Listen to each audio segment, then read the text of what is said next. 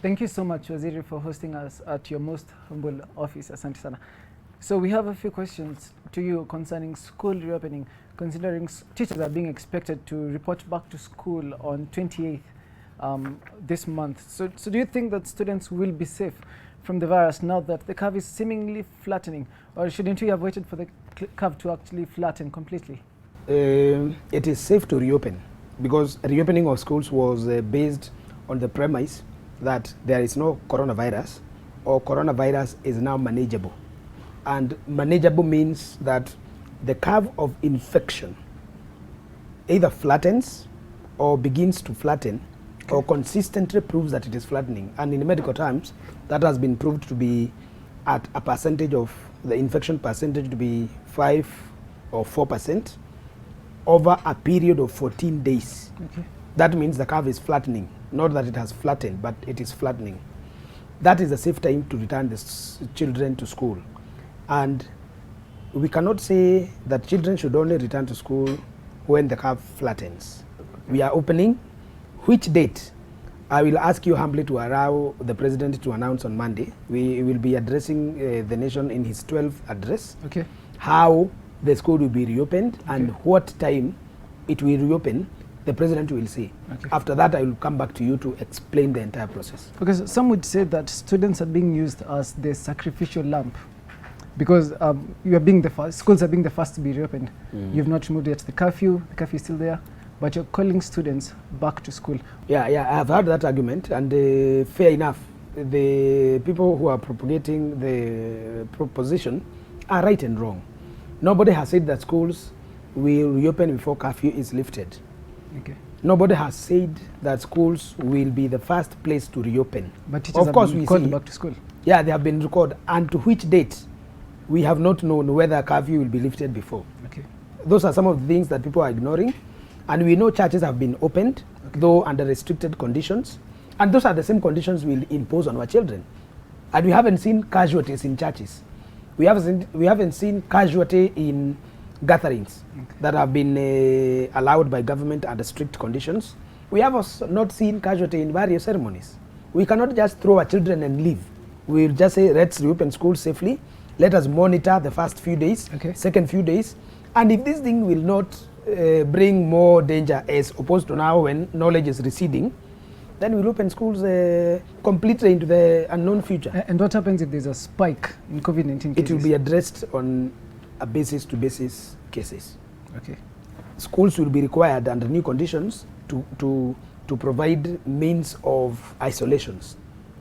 You know? Is that not too expensive? No, it's just saying that there's a place where if a child is not feeling well, okay, can be isolated. It could be a small class. It could be an office. Okay, awaiting contacting the public health department of the certain area where the case has happened to come and pick them. But can this be prevented? That is too expensive, because you're saying that can be done. Like now, if we say don't go back to school, that's a very easy answer.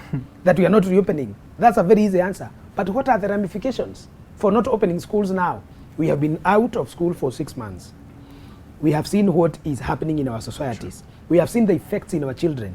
But we are saying, now that it is not an emergency, let us open schools to allow our children to start recovering the time lost, gaining knowledge, and also becoming the children they should become by interacting in a setup of a classroom. And like you've said, it's been more than like half a year. Students have been at home. Yes. Some school-going children have been abused, misused. Some are working as casual employees. Yes. There's a spike in student pregnancies being recorded. So how is the Ministry of Education looking at this case? It is a huge concern to all of us. Because the government is the government, the following shall happen.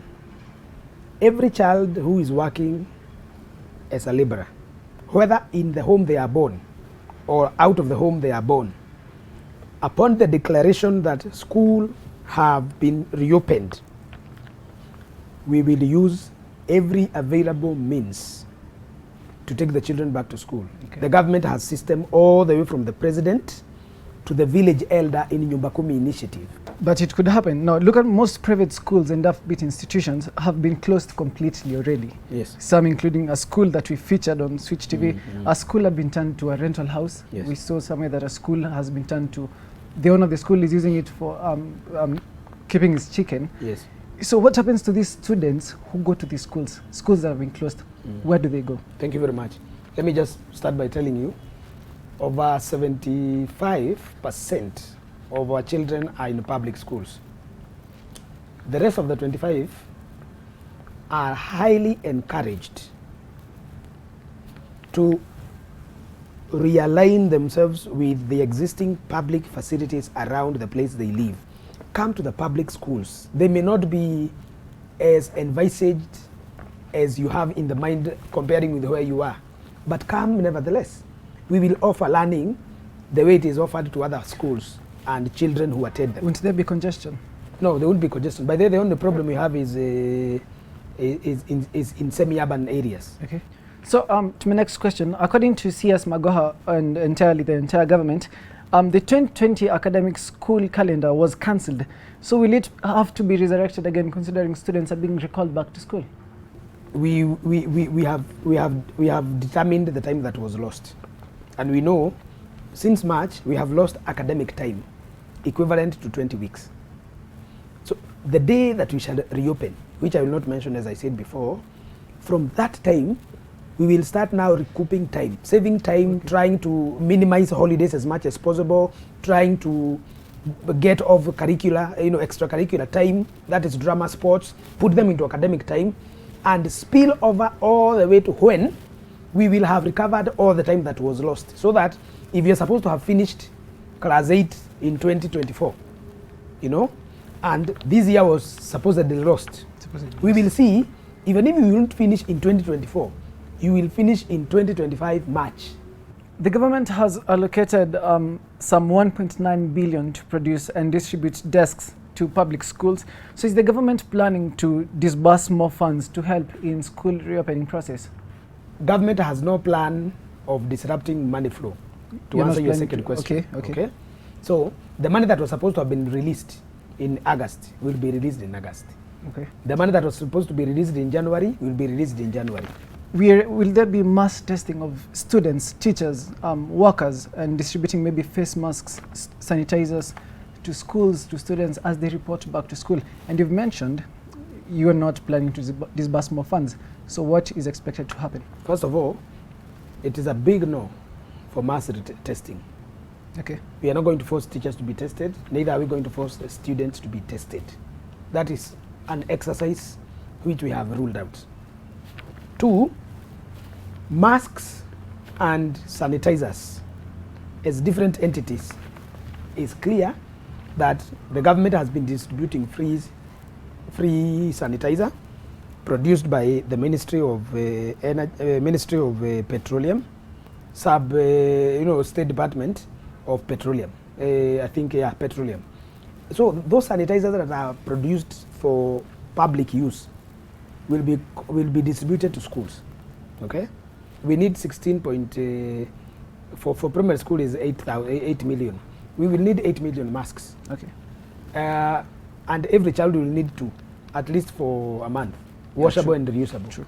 So those are 16 million. If you get 16 million, the best we can do as a man, as government, we will not be asking the government again to continue disbursing this money for mask. Sure. A parent, for the interest of the health of the child, can go out there as good as when they buy other things for children and buy a mask would be costing about 30-40 shillings, or even 20. So how is the government planning to ensure that in case there's another pandemic, maybe another coronavirus for another day, that the government won't have to close schools entirely? So we are not preparing for another pandemic. We are praying that there shall be no other pandemic, because that would mean then everything is scrambled. But what we are saying, how can we do to improve learning? We can improve learning by improving the face-to-face learning, as we have always known it, and else also raise the bar for online learning. Thank you so much, Waziri. That was my last question. Thank you, my brother. Thank you, and welcome again. Nashukuru sana. God bless.